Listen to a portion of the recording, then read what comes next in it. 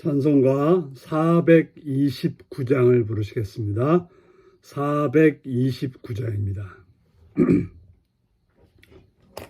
429장 부르시겠습니다. 세상 모든 풍파 너를 흔들어 약한 마음 낙심하게 될 때에 내려주신 주의 복을 세어라. 주의 크신 복을 내가 알리라. 받은 복을 세어 보아라. 크신 복을 내가 알리라. 받은 복을 세어 보아라. 주의 크신 복을 내가 알리라. 세상 근심 걱정 너를 누르고 십자가를 등에 지고 나갈 때 주가 내게 주신 복을 세어라. 두려움 없이 항상 찬송하리라. 받은 복을 세어 보아라. 크신 복을 내가 알리라. 받은 복을 세어 보아라. 주의 크신 복을 내가 알리라. 세상 권세 너의 앞길 막을 때 주만 믿고 낙심하지 말아라. 천사들이 너를 보호하리니 염려 없이 앞만 보고 나가라. 받은 복을 세어 보아라. 크신 복을 내가 알리라. 받은 복을 세어 보아라. 주의 크신 복을 내가 알리라. 아멘. 이 시간 우리에게 주신 하나님 말씀은 욥기 2장 1절에서 13절까지 말씀입니다. 욥기 2장 1절에서 13절입니다.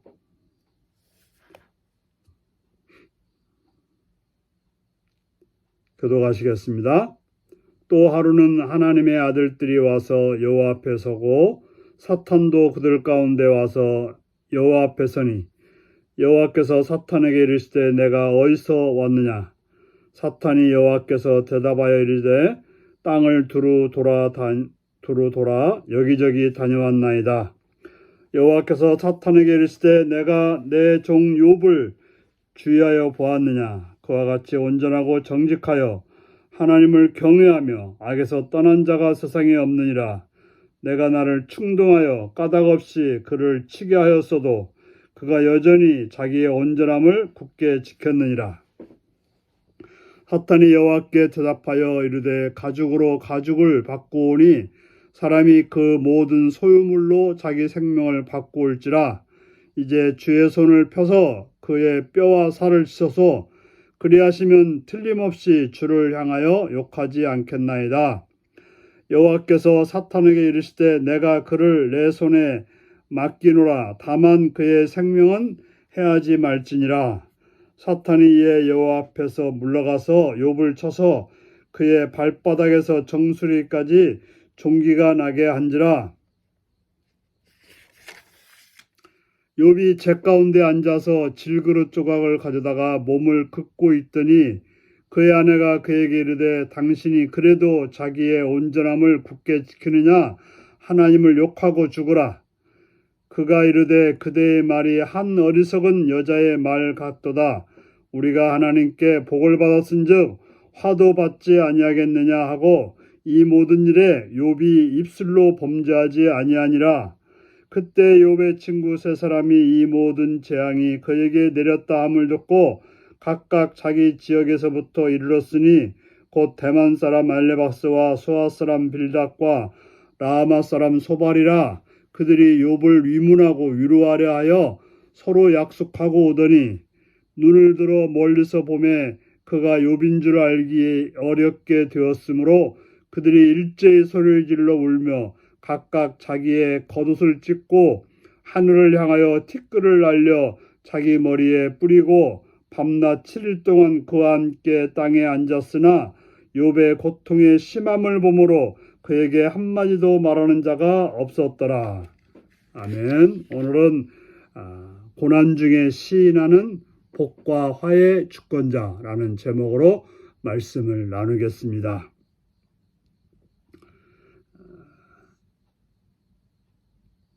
사단의 고소로 인해서 욥은 재산을 다 잃고 자녀까지 잃게 되었습니다. 그런 중에도 욥은 범죄하지 않고 주신 분도 하나님이요 또 가져가신 분도 하나님이라고 하는 그런 분으로 고백하며 범죄하지 않고 하나님을 찬양하는 자리에 있었습니다. 그런데 또 사탄이 와서 하나님을 충동합니다. 하나님께서 욥에 대해서 그와 같이 온전하고 정직하여 하나님을 경외하며 악에서 떠난 자가 없다라고 말씀해 주십니다. 바로 사탄 내가 그를 충동하여 그런 고통에 빠지게 했음에도 불구하고 여전히 자기의 온전함을 굳게 지켰다라고 말씀하고 있습니다. 참으로 욥은 하나님께서 인정하는 그런 하나님을 경외하는 자였고 악에서 떠난 자였고 또 여전히 고난 중에도 온전히 자기를 지키는 자였다라고 말하고 있습니다. 그러자 사탄은 또 한 번 하나님을 충동합니다. 그의 뼈와 살을 치셔서 그리하면 틀림없이 주를 향하여 욕할 거라고 말하고 있습니다. 그가 재산을 잃고 자녀를 잃었어도 그의 몸이 지금 건강하니까 그렇지 그의 살과 뼈를 치게 되면 몸이 힘들게 되면 몸이 고통스럽게 되면 하나님을 향하여 저주할 거라고 욕할 거라고 말했습니다. 그러자 하나님께서는 내가 그를 그의 손에 내 손에 맡기두라. 다만 그의 생명은 해하지 말라고 합니다. 이에 사탄이 욥을 쳐서 어떻게 됐습니까? 정수리부터 발바닥까지 종기가 나게 했습니다. 종기라고 하는 것은 수포, 부종, 고름 등을 동반하는 독한 부스럼 같은 피부병을 말합니다. 그러자 얼마나 가비롭고 힘들었는지 욥은 책 가운데 앉아서 질그릇 조각을 가져다가 몸을 긁고 있었습니다. 그렇게 비참해진 욥을 보고 그의 아내가 말합니다. 당신이 그래도 자기의 온전함을 굳게 지키느냐 하나님을 욕하고 죽으라고 합니다.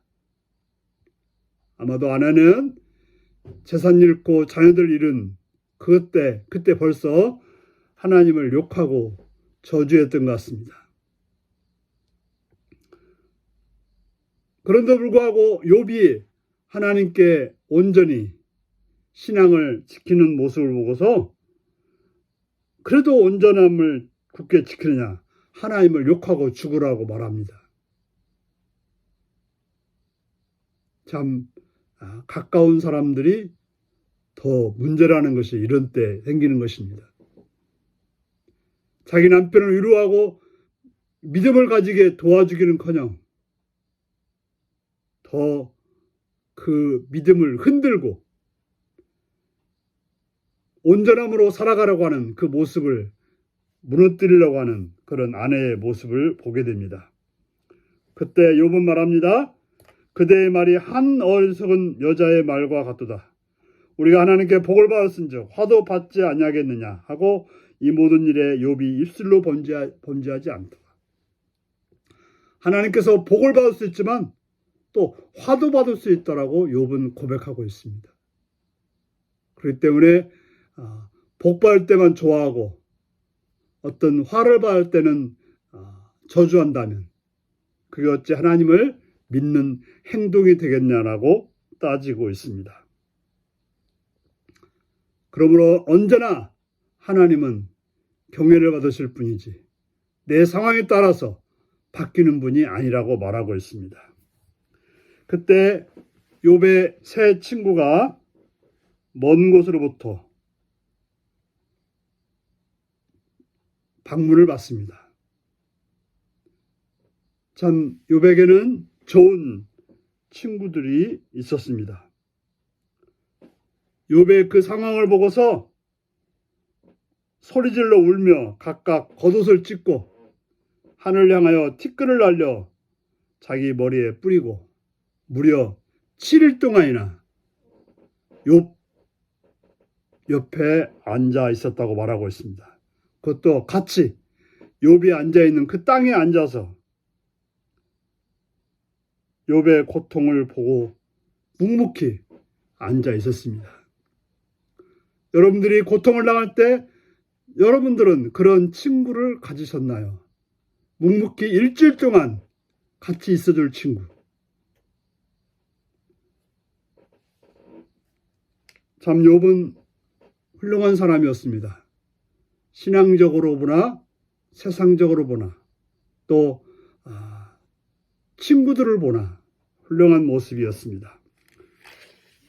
그러나 그는 훌륭했지만 그 말할 수 없는 고난 중에도 하나님을 인정하고 하나님 앞에 찬송과 경배를 드리고 그 하나님을 향하여 원망하거나 저주하지 않고 살았다고 하는 것. 이게 바로 신앙인의 아름다운 표본입니다. 다 같이 기도하시겠습니다.